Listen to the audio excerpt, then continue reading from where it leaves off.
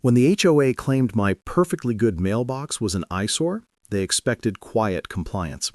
They didn't expect me to install a masterpiece so extravagant it rewired the entire neighborhood's power dynamic. Before starting from beginning, please subscribe the channel. Most homeowners learn to decode HOA letters the way archaeologists decipher ancient tablets, slowly, carefully, and with a deep suspicion that whatever is written will ruin their week.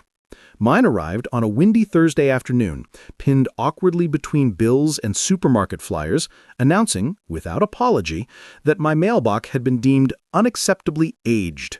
I held the notice in my hands and reread the phrasing, stunned not by the message, but by the audacity behind it.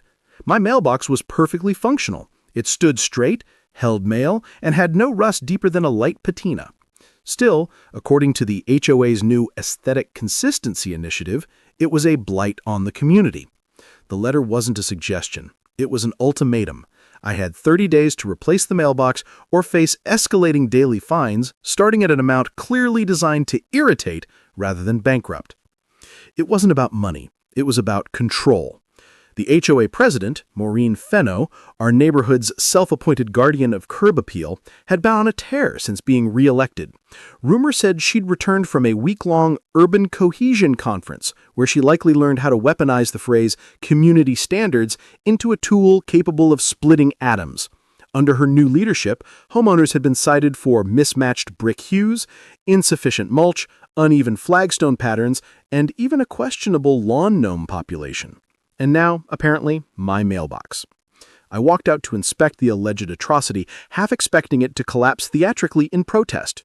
But there it stood, steady and reliable. Its only crime was existing in the crosshairs of Maureen's tireless pursuit of uniform suburban serenity. Other neighbors had folded without a fight, replacing their mailboxes with bland, HOA-sanctioned metal cubes that bore all the charm of a municipal trash can. I had promised myself that I wouldn't be next. Still, standing there with the notice in my hand, I felt the tug of resignation. Arguing with the HOA was like trying to reason with a leaf blower, loud, pointless, and guaranteed to scatter debris into your face. But something about this particular notice struck a deeper chord. Perhaps it was the passive-aggressive tone.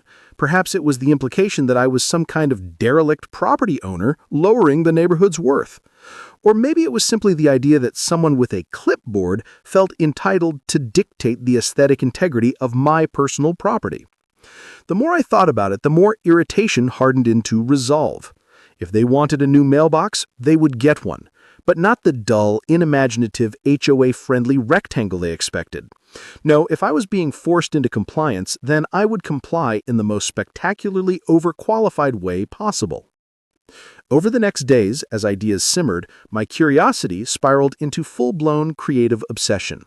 I researched every mailbox design imaginable: Victorian, craftsman, nautical-themed, industrial-themed, replicas of historical monuments, whimsical fantasy structures, and even high-end custom builds designed for luxury estates. I wasn't just replacing a mailbox. I was planning vengeance disguised as landscaping. The rules, ironically, were very specific. The mailbox could not exceed a certain height, width, or distance from the curb. It had to be painted in colors deemed neutral and compatible with community cohesion. It could not feature lighting that exceeded a certain wattage or cast illumination past a designated radius. It could not play music, spin, smoke, or otherwise attract undue attention. The list was 7 pages long, yet there was not a single line forbidding artistry. In fact, the regulations only described limitations, not style. And style, I realized, could be exploited. For inspiration, I studied the most flamboyant landscape installations ever approved under tight guidelines.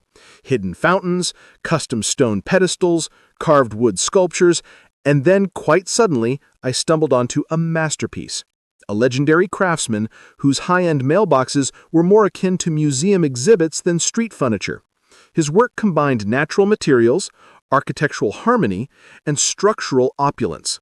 Each creation was a showpiece, designed to turn heads while technically obeying every rule imaginable. The moment I saw his portfolio, a plan crystallized. If my mailbox had to change, it would change in such a way that the HOA, particularly Maureen, would be forced either to compliment me through gritted teeth or to admit publicly that their own rules allowed for something spectacular. And nothing made an HOA presidency wobble like being outmaneuvered by their own rulebook. I contacted the craftsman, explaining the situation in vivid detail. He responded within hours, intrigued by the challenge. He had a design in mind, one he'd never had the opportunity to build, one that was dramatically elaborate, yet still met typical suburban regulations. A showstopper. We moved quickly. Materials were chosen, measurements were triple-checked. He assured me that every element would be impeccable, rule-compliant, and unforgettable. It would take weeks, but I had time, and more importantly, I had motive.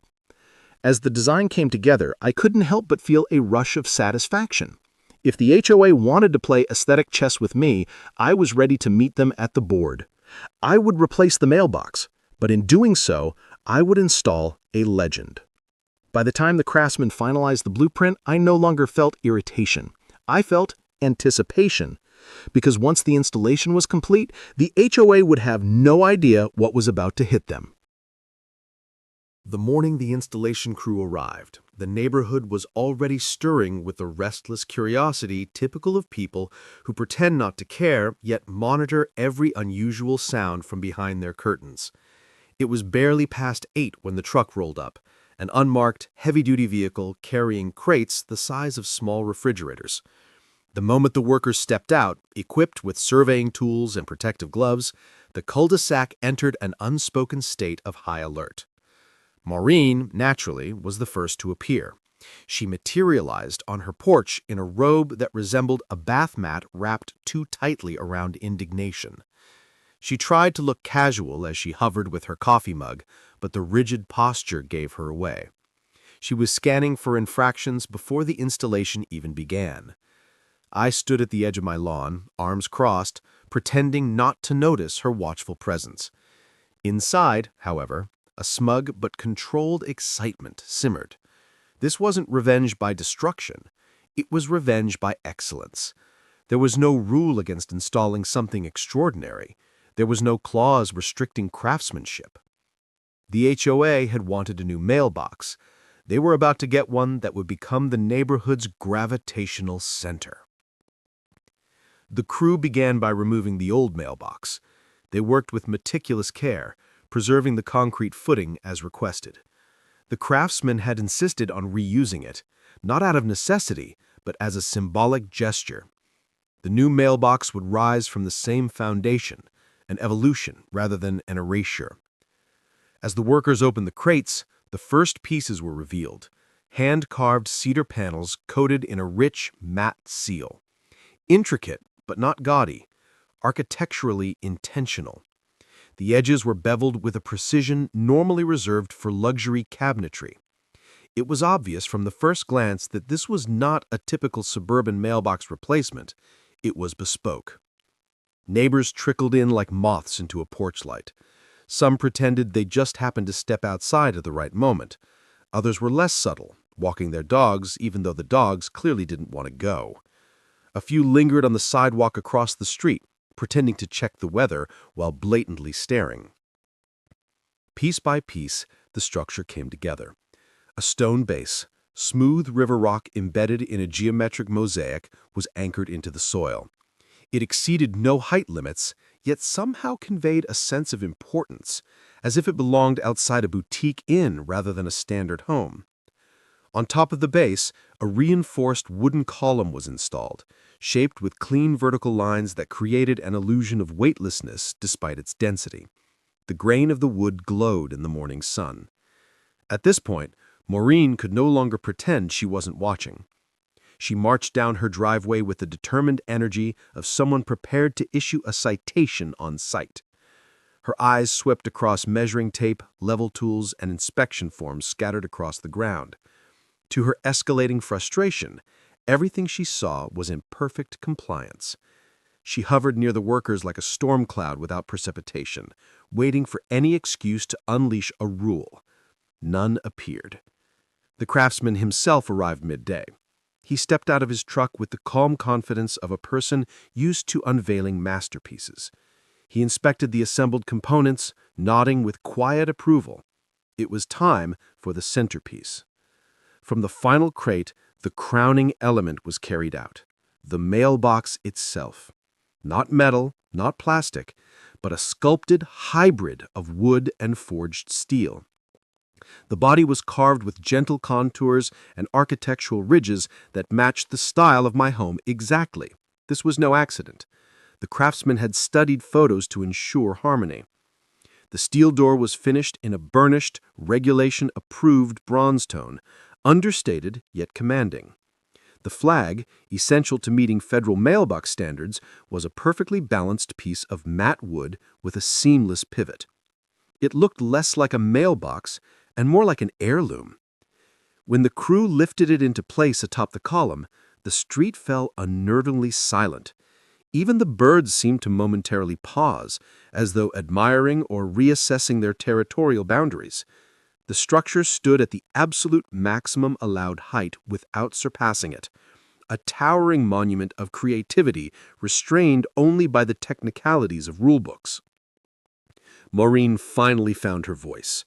Though I couldn't hear her words from a distance, I recognized the cadence, the rapid-fire questioning, the clipped tone, the desperate scramble for a violation. The craftsman, cool as winter marble, simply showed her the paperwork. He had brought everything: measurements, material certifications, HOA color palette approvals, federal postal guidelines, even an engineer's statement verifying structural stability. Each paper was a small defeat, placed gently in her hands. She had no choice but to nod. With the final adjustments made, the crew inserted a fresh stack of mail for demonstration, ensuring the flag worked flawlessly. The craftsman stepped back and smiled at the finished product, the kind satisfied smile artists reserve for completed works that will be photographed endlessly. The neighbors murmured among themselves. Praise, envy, awe, whatever the reaction, the mailbox had officially become the cul-de-sac's new tourist attraction. As the crew departed, the sun dipped toward late afternoon, casting long shadows across my lawn. The mailbox caught the golden light like it had been waiting for a spotlight. It wasn't garish, it wasn't flamboyant, it was simply magnificent. But the installation was only the beginning. Word spread faster than wildfire in a dry canyon. By the evening, the HOA board had scheduled an emergency meeting. By the next morning, the neighborhood group chat was vibrating with speculation. And by the end of the weekend, the mailbox had become not just a structure, but a symbol, the very thing Maureen never wanted. A conversation starter, a statement, a legend. And legends, I knew, threatened power. The week following the installation became a case study in suburban sociology. What began as mild curiosity morphed into a full-blown neighborhood spectacle. Walkers, joggers, dog owners, and even cyclists began detouring past my house to witness the mailbox. Some slowed down to take discreet photos, others didn't bother hiding it. A few even stopped in the street, causing momentary traffic confusion that only amplified the HOA's growing irritation. It didn't take long for the mailbox to become the neighborhood's unofficial main attraction. The craftsman's creation didn't violate a single rule, yet it confidently towered above every generic, regulation-approved box on the street. It was tastefully grand, unapologetically refined, and impossible to ignore. And most importantly, it followed every one of the HOA's own guidelines to the letter. For the first few days, Maureen pretended not to notice the attention it was receiving. She walked past it multiple times during her inspection laps, eyes fixed straight ahead like a horse wearing anti-distraction blinders. Her jaw remained locked, her posture rigid, her steps unnaturally brisk. But each day, as more neighbors gathered around the mailbox, pointing at its details and praising its craftsmanship, the tension around her shoulders grew more visible. The compliments weren't directed at her or the HOA. They were for me. And that, according to the unwritten laws of suburban politics, was unacceptable. By the second weekend, the HOA had scattered rumors about heightened review measures, a phrase vague enough to sow confusion, but specific enough to cause concern. The board sent a letter requesting a post-installation compliance verification session, an intimidating title for what was essentially another excuse to scrutinize something already deemed legal. I agreed immediately. I had nothing to hide, and they knew it. The session took place on a sunny Saturday afternoon under the guise of procedural necessity. In reality, it was a thinly veiled attempt at reclaiming control. 3 board members arrived armed with clipboards, measuring tapes, and expressions usually reserved for examining suspicious mold. Maureen led the group with a seriousness befitting someone inspecting hazardous materials, not a wooden column in front of a perfectly ordinary house. They measured the height. Exact compliance. They measured the distance from the curb. Exact compliance. They examined the color. Neutral and approved. They checked the flag's function. Smooth and flawless. Every test they conducted only confirmed what I had known from the start. The mailbox adhered to the rules with almost scientific precision. And that precision, paradoxically, trapped the HOA in a dilemma. They could not penalize me without exposing their inconsistency. They could not demand alteration without contradicting their own regulations. And they certainly couldn't order removal without igniting rebellion among homeowners who were growing increasingly resentful of the board's nitpicking authority. But HOAs never surrender quietly. 3 days after the inspection, another letter arrived, this one marked urgent. I opened it expecting some last-ditch attempt at control, but its contents surprised me even more. The HOA wasn't issuing a violation, they were requesting a meeting. Not a disciplinary hearing, a discussion.